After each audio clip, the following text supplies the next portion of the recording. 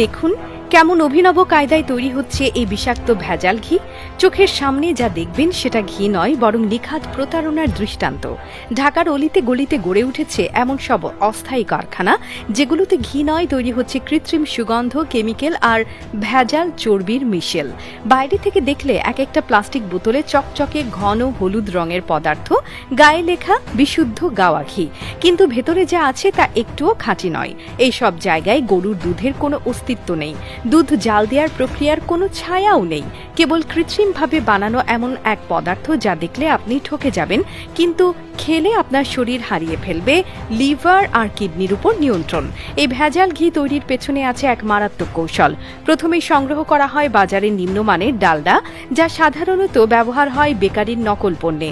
এরপর এতে দেয়া হয় ঘন হলুদ রং, ফ্লেভার হিসেবে ব্যবহৃত হয় কৃত্রিম গাওয়া গন্ধ, যা বিদেশি রাসায়নিক দিয়ে তৈরি। কেউ কেউ তো আরও এক ধাপ এগিয়ে ব্যবহার করছে বিউট্রিক অ্যাসিড নামের এক কেমিক্যাল, যার গন্ধ নাকে গেলে আপনি বিশ্বাস করবেন এটা আসল গাওয়া ঘি। কিন্তু একটু গবেষণা করলেই জানা যাবে এই অ্যাসিড শুধু বিষাক্ত নয়, এটি মানব দেহের অন্ত্রে মারাত্মক গ্যাস তৈরি করতে পারে, এমনকি দীর্ঘদিন সেবনে লিভার বিকল হতে পারে। এসব কেমিক্যাল বিভিন্ন কসমেটিক এবং লুব্রিকেন্ট তৈরিতে ব্যবহৃত হয়, খাদ্য নয়। আরও ভয়াবহ ব্যাপার হলো এইসব ভেজাল ঘির প্যাকেটিং, দামি বোতল, উজ্জ্বল লেবেল, ব্র্যান্ডের নাম নকল করে বানানো হুবহু নকল স্টিকার।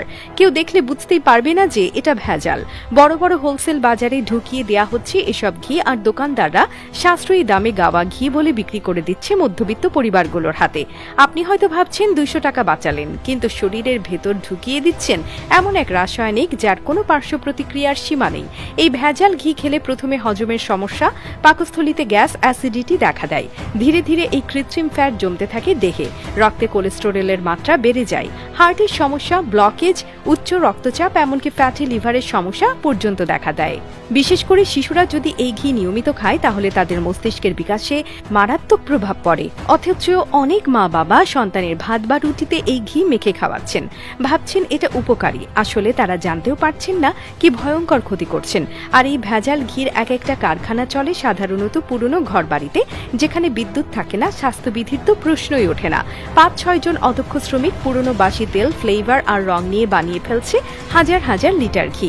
মাঝে মধ্যে প্রশাসন অভিযান চালায়, 2 থেকে 3 জনকে গ্রেপ্তার করে, কিছু বোতল জব্দ হয়, পত্রিকায় ছবি ছাপা হয়, এরপর আবার তারা ফিরে আসে নতুন জায়গায়, নতুন নামে, পুরনো খেলা নিয়ে। তাই আপনাদের কাছে অনুরোধ, দাম দেখে নয়, উৎস দেখে ঘি কিনুন।